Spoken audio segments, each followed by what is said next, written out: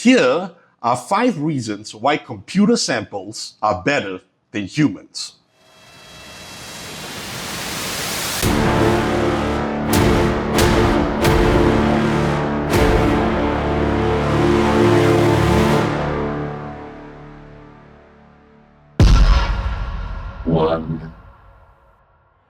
You see, many often fail to understand the concept of what a sample is. A sample is simply a frozen recording of an actual human performance.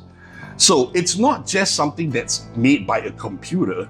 There were actual real human performances in the sample.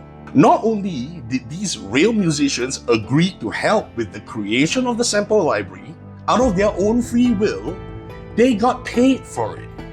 So the next time anyone assumes that computer samples are plastic, just remember there's an actual human behind those samples. 2. A lot of people simply assume that, as long as it's a human touch, it's better than any computer sample. I'm sorry to burst your bubble, but that is complete, utter fucking bullshit. Let me show you what I mean. What I have here are 2 identical violin melodies. One played by a human on top, and the other below played by a computer sample. Let's make the comparison, shall we? Human.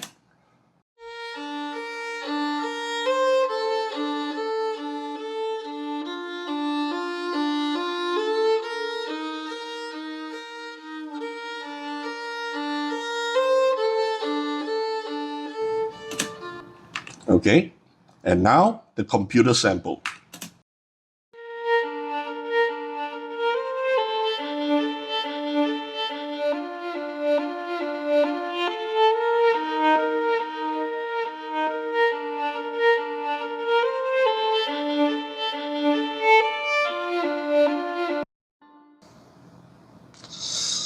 Kind of a cocksuck, isn't it? Now, I happened to hire kind of a substandard orchestra because due to lack of money. Here is the real orchestra.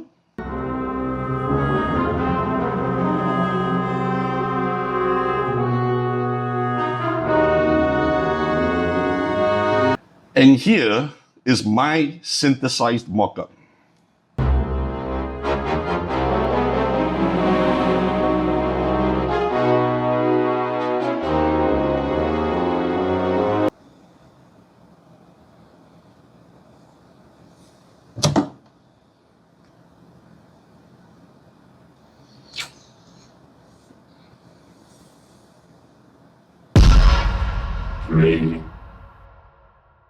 There are a lot of composers out there who are simply too incompetent and lazy to learn about the wonders of automation to make their sample libraries actually sing for them when it comes to their musical phrasings. All they do is just simply load the library up, play in their notes, and that's it. They just sit there like a fucking moron. And then they want to complain and whine about how sample libraries are plastic? That doesn't say a lot about the sample library. It only says a lot about them, the humans. Okay, now I have computer samples here playing a string line. Now, this is completely flat without any automation.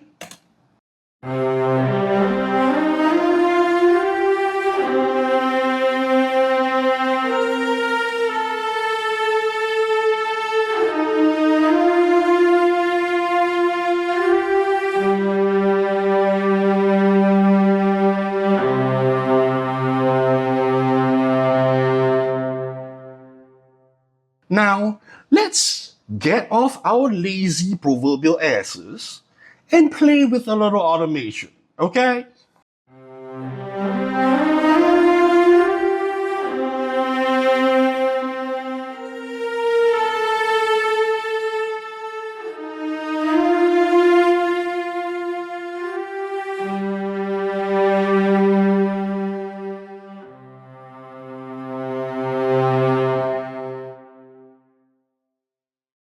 There.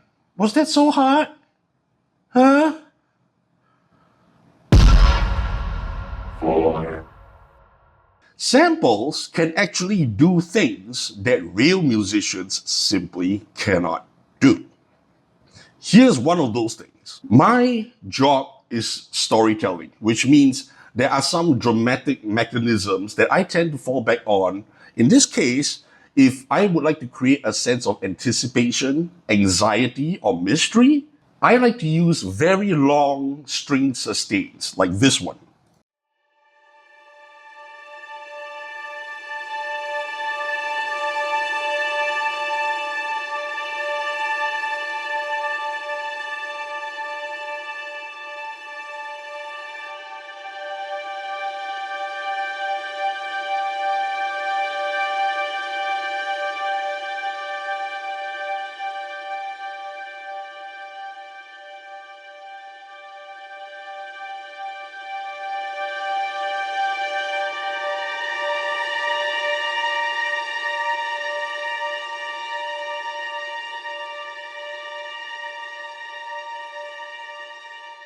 Now, if you got real musicians to play sustains like that, you might be able to cover it up if there were a lot of musicians doing rebowls at random times. But if you're aiming for a smaller ensemble, you are guaranteed to hear the rebow because eventually with sustains like that, they're eventually going to run out of bow and they're going to have to rebow. And when they rebow, you can actually hear the rebow. And that is what I do not want for a dramatic effect. There you go. A perfect example of what samples can do that real humans simply cannot fucking do. 5, If you don't happen to be in the top tier A list of composers out there, and if you're pretty much like the rest of us, I've got news for you. Chances are, budgets are not going to be high for you to record real good professional musicians. Instead, you might probably have to ask some musician friends for a favor. Here's what the brutal reality is. If you're not paying them professionally, chances are they're not going to behave professionally.